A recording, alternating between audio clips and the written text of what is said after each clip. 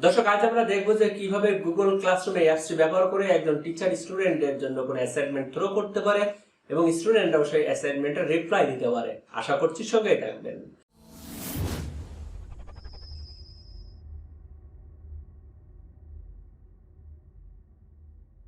ধন্যবাদ সঙ্গে থাকার জন্য। আগামীতে সাথে থাকতে চ্যানেলটিকে সাবস্ক্রাইব করে রাখুন এবং পাশে থাকা বেল আইকনটিতেও একটু ক্লিক দিন। আর যদি ইতিমধ্যে এই কাজটি করে থাকেন তাহলে অসংখ্য ধন্যবাদ। দর্শক, দেখবো আজকে আমরা কিভাবে গুগল ক্লাসরুমে এই অ্যাপসটি ব্যবহার করে একটি ক্লাস অ্যাসাইনমেন্ট দেওয়া যায়।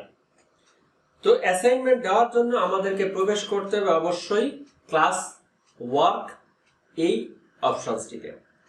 ক্লাস ওয়ার্ক এই অপশনটিতে প্রবেশ করলে ডান পাশে নিচে আমরা যে অ্যাড বাটনটি দেখতে পাবো সেটাতে এখন ক্লিক করলে আমরা বেশ কিছু অপশনস পাবো, যার মধ্যে রয়েছে assignment, question, material, reviews, post এবং টপিক। এক্ষেত্রে অ্যাসাইনমেন্ট হিসেবে যদি কোনো কিছু দিতে চাই তাহলে আমরা দেব, কোশ্চেন থাকলে সেটাই দিতে পারবো, স্টুডেন্টদের কোনো ম্যাটেরিয়াল সাপ্লাই করতে চাইলে সেটিও পারবো, আমরা পারবো রিভিউজ কোনো পেস্ট পূর্বের কোনো পোস্টকে আবার নতুন করে দিতে। তো আমরা অ্যাসাইনমেন্ট দেবো, তাদেরকে একটা অ্যাসাইনমেন্ট ক্লিক করলাম, নাম দিলাম গ্লোবাল ভিলেজ, ডেসক্রিপশন হিসেবে আপনি কিছু একটা দিতে পারেন, আমি দিলাম সিম্পলি এবিসি।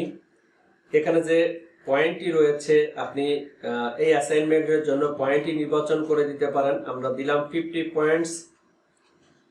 যদি অ্যাসাইনমেন্টের কোনো ডেট দিতে চান তাহলে ডিউ ডেট, কত তারিখের মধ্যে সেইটি সাবমিট করবে, এখানে ক্লিক করে আপনি ডেট দিতে পারেন 30 জুন। আপনি যদি টাইম দিতে চান সেটাও দিতে পারবেন, হ্যাঁ 30 জুন 12টা AM এর মধ্যে। টপিকস হিসেবে কোনো কিছু নির্বাচন করে দিতে চাইলেও দিতে পারবেন। আপনি যদি মনে করেন যে এর সাথে কোনো কিছু অ্যাটাচ করে দিতে পারবেন তাহলে উপরে যে অ্যাটাচ বাটনটি রয়েছে সেটাতে ক্লিক করে আপনি অ্যাটাচ করে দিতে পারবেন। অ্যাটাচ করা ডকুমেন্টটি যদি গুগল ড্রাইভে থাকে তাহলে ড্রাইভ থেকে দিতে পারবেন। যদি কোনো ওয়েবসাইটে আপলোড করা থাকে তার লিঙ্ক এখানে দিতে পারবেন।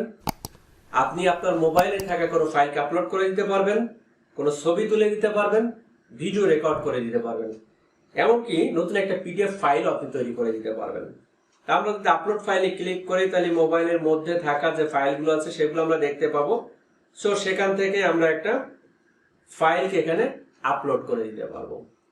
এক্ষেত্রে চাইলে কিন্তু আমরা একটি নয় একাধিক ফাইলকে আমরা অ্যাটাচ করে দিতে পারি। আবার আমরা অ্যাটাচ করতে পারি, অ্যাটাচ করে দিতে পারি যে কোনো কিছুই, বা আমরা চাইলেও কিন্তু একটা ভিডিও ফাইলকে আমরা এখানে অ্যাটাচ করে দিতে পারি, একটা ভিডিও ফাইলকে অ্যাটাচ করে দিতে পারি।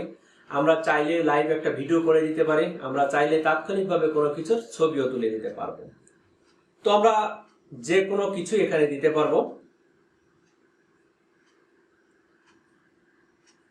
এখন এটি আমার ডকুমেন্টগুলো যুক্ত করে দেওয়ার পর ডান পাশে এখানে যে 3 ডট মেনু আছে সেখানে ক্লিক করলে আমরা বেশ কিছু অপশন দেখতে পাবো। রয়েছে schedule, save draft, delete draft. যদি আমি চাই যে এই মুহূর্তেই এই অ্যাসাইনমেন্টে আমি থ্রো করবো না, একটা শিডিউল করে রাখবো, তাহলে অবশ্যই আমি শিডিউল ক্লিক করে কি করব, তার যে শিডিউল টাইম আছে সেটা আমরা বলে দেবো। এখানে শিডিউল টাইম একটা দেখাচ্ছে স্যাটারডে জুন 26 8 PM। এটা চাইলে আমরা ক্লিক করে পরিবর্তন করে দিতে পারি যে 28 এটা যাবে একটার সময় 8 AM এবং 30 জুনে সেটা শেষ হয়ে যাবে।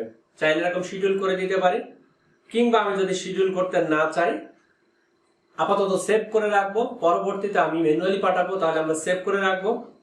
আর যদি সেই ড্রাফটটা পরবর্তীতে আমি ডিলিট করতে চাই তাহলে ডিলিট করে দিতে পারবো। আর সরাসরি এখনই যদি সাবমিট করে দিতে চাই তাহলে আমরা এটাকে সাবমিট করে দেব, অ্যাসাইন করে দিলাম। আমরা স্টুডেন্টকে এটি অ্যাসাইন করে দিলাম। আমরা যদি ক্লাস ওয়ার্কের মধ্যে দেখি তাহলে দেখবো যে গ্লোবাল ভিলেজ নামে একটা অ্যাসাইনমেন্ট আমরা স্টুডেন্টকে দিয়ে দিয়েছি। এখন আমরা স্টুডেন্টের মোবাইল থেকে দেখবো যে সেই স্টুডেন্ট ওই অ্যাসাইনটি রিসিভ করতে পেরেছে কিনা। সেজন্য আমরা চলে যাচ্ছি এখন স্টুডেন্টের মোবাইলে। আমরা এখন চলে এসেছি স্টুডেন্টের মোবাইলে। আমরা স্টুডেন্টের ক্লাসরুমটিতে যথারীতি প্রবেশ করব। প্রবেশ করার পর আমরা এই ক্লাস ওয়ার্ক মেনুটিতে প্রবেশ করলে এখন দেখতে পাবো যে টিচার কোনো অ্যাসাইনমেন্ট দিয়েছে কিনা। পাশাপাশি কিন্তু এই অ্যাসাইনমেন্টটি স্টুডেন্টের মেইলেও কিন্তু নোটিফিকেশন চলে যাবে।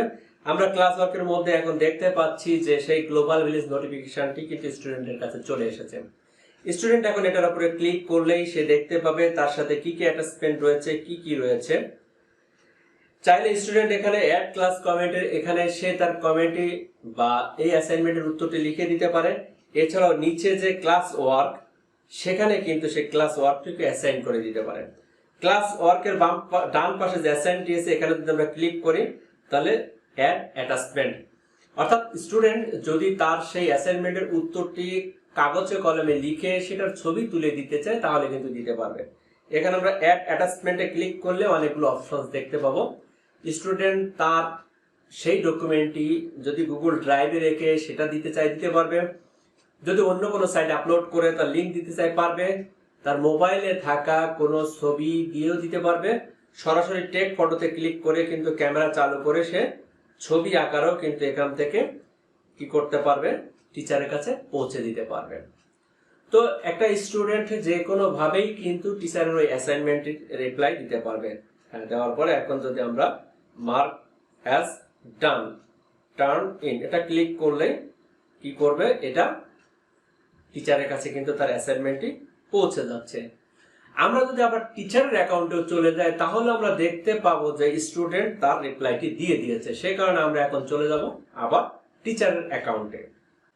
আমরা আবার টিচারের অ্যাকাউন্টে চলে এসেছি এবং টিচারের অ্যাকাউন্টে যে অ্যাসাইনমেন্টটা ছিল সেটার মধ্যে আমরা একটু প্রবেশ করি। প্রবেশ করলে দেখতে পাবো যে সেই স্টুডেন্ট সে কিন্তু একটা রিপ্লাই দিয়েছে এবং আমরা যদি সেটার মধ্যে প্রবেশ করি তাহলে দেখবো যে স্টুডেন্ট তার যে অ্যাসাইনমেন্টটি দিয়েছিলাম সেই অ্যাসাইনমেন্টের রিপ্লাই হিসেবে সে একটা ডকুমেন্ট আমাদের কাছে পাঠিয়ে দিয়েছে। এখন অ্যাসাইনমেন্টটা দেখে তাকে আমরা এখন মূল্যায়ন করতে পারবো। তো দর্শক, এই ছিল আজকে টিউটোরিয়াল কিভাবে গুগল ক্লাসরুম এই অ্যাপসটি ব্যবহার করে মোবাইলের মাধ্যমে স্টুডেন্টদের কোনো অ্যাসাইনমেন্ট তৈরি করা যায় এবং স্টুডেন্টরাও সেই অ্যাসাইনমেন্টের রিপ্লাই দিতে পারে। দেখা হবে গুগল ক্লাসরুম অ্যাপসের অন্য কোনো ফিচার নিয়ে আগামীতে। সেই পর্যন্ত সবাই ভালো থাকুন, সুস্থ থাকুন। আল্লাহ হাফেজ।